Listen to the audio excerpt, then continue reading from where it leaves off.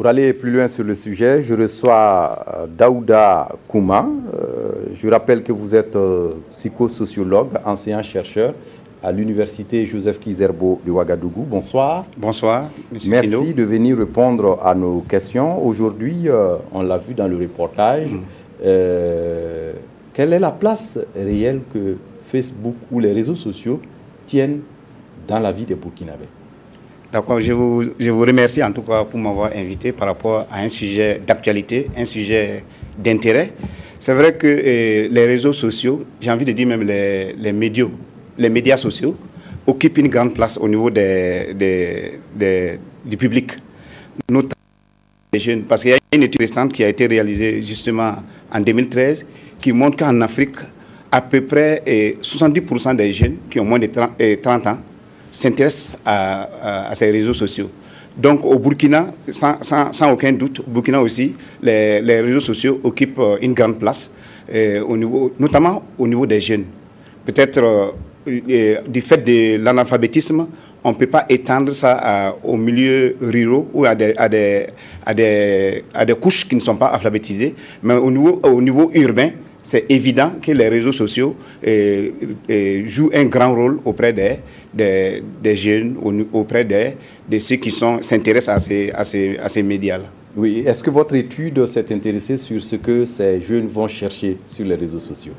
Bon, vous savez que de façon générale, quand on s'intéresse aux réseaux sociaux, on cherche trois finalités. Il y a une finalité informative, il y en a qui vont pour chercher de l'information. Il y a des finalités interactives, il y en a qui vont aussi pour des contacts amicaux, des contacts professionnels et parfois même des contacts communautaires. Il y a des gens qui ont des centres d'intérêt communs, peuvent se retrouver pour essayer de faire avancer leurs projets. Maintenant, du côté des jeunes, donc c'est beaucoup plus le côté distractif qui prend les pas. Donc on y va pour échange de vidéos, échange de photos, bien sûr par moment échange d'informations. Donc ce qui veut dire que parfois ce sont des informations personnelles aussi qu'on véhicule. Donc il y a l'exposition des internautes, des gens qui sont des utilisateurs par rapport à ces phénomènes. Oui, docteur Kouma, on a comme aussi l'impression que c'est le lieu du m'as-tu vu? Oui, il y a ces phénomènes-là. Vous savez que pourquoi les réseaux sociaux facilitent les échanges? Il faut se dire que les réseaux sociaux offrent une sphère de liberté. On a l'impression que au sein des réseaux sociaux, on peut se libérer, on peut s'exprimer. Au niveau des réseaux sociaux, le seuil d'inhibition est faible.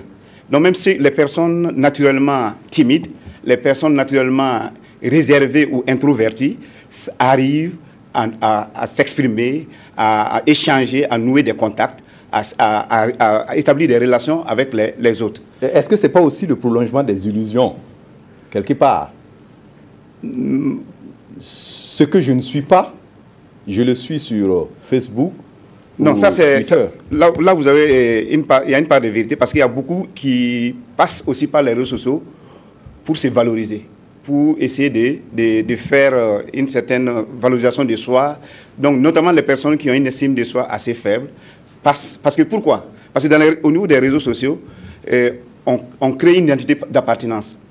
On a un sentiment d'appartenance avec des gens avec qui on a des centres d'intérêt communs, on a un partage des plaisirs, on a un partage d'un certain nombre de choses. Donc, ce qui fait que ça donne véritablement, parfois, l'illusion qu'on est aimé, on est adulé, on est une star. On est une star. Sauf que ça reste virtuel. Il y a la vie active. Il y a la vie réelle qu'il faut virtuel. Voilà. Et on l'a vu également, les réseaux sociaux aujourd'hui permettent d'influencer pour quelque peu un certain nombre de décisions, même parfois politiques.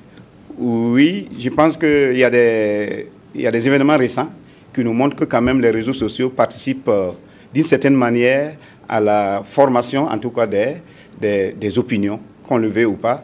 C'est vrai que les leaders d'opinion classiques, c'est-à-dire les leaders politiques, les leaders intellectuels, les leaders économiques, les leaders socio-religieux, les artistes, sont maintenant, il y a une concurrence sérieuse des cyberactivistes qui, parfois, on voit émerger maintenant quand même des personnalités, des leaders qui orientent, qui donnent l'ordre des idées par rapport aux internautes.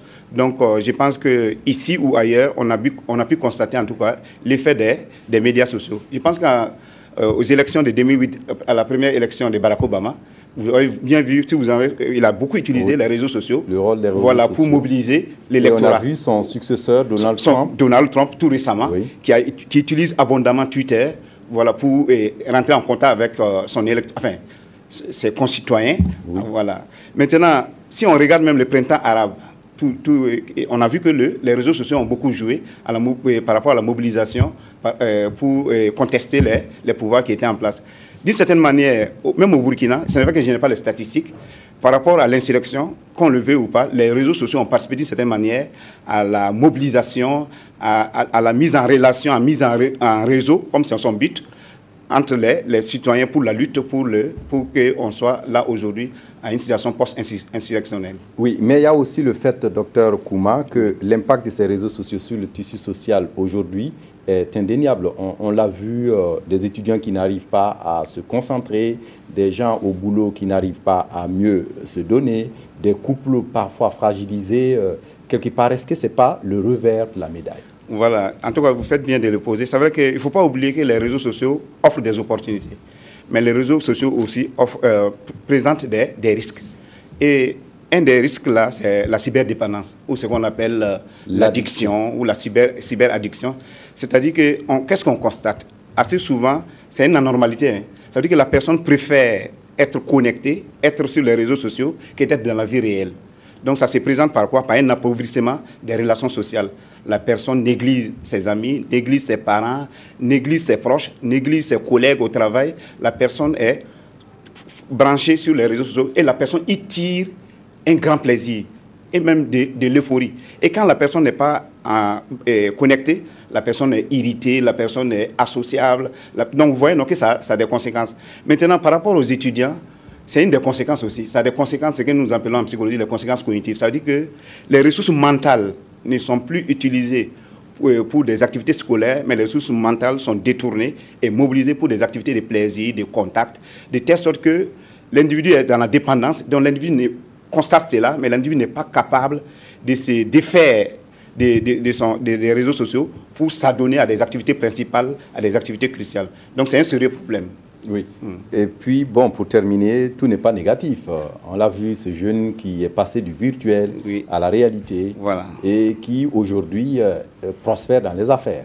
Voilà, moi j'ai envie de dire que ça devrait être le cas. Parce que les réseaux sociaux, justement, à l'origine, le but, ce n'était pas de créer une zone où les gens viennent s'installer pour vivre là-dedans. Ça a été considéré au départ comme un relais. Ça devrait permettre aux gens, à travers les réseaux sociaux, de mieux accéder, j'ai envie de dire, aux relations réelles, de nouer de vrais contacts et d'activer ces contacts-là par les biais des réseaux sociaux. Parce qu'avec les réseaux sociaux, ça annule d'une certaine manière, en tout cas ça raccourcit les frontières. On peut accéder à des contacts lointains et ça permet véritablement d'agrandir son cercle d'amis, son cercle professionnel, ainsi de suite.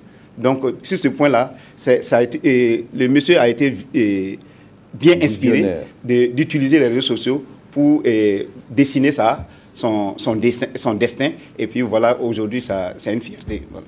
Docteur Daouda Kouma, merci d'être venu répondre à nos questions. C'est moi qui vous remercie. Je rappelle que vous êtes psychosociologue et vous êtes enseignant-chercheur à l'université Joseph Kizerbo à Ouagadougou.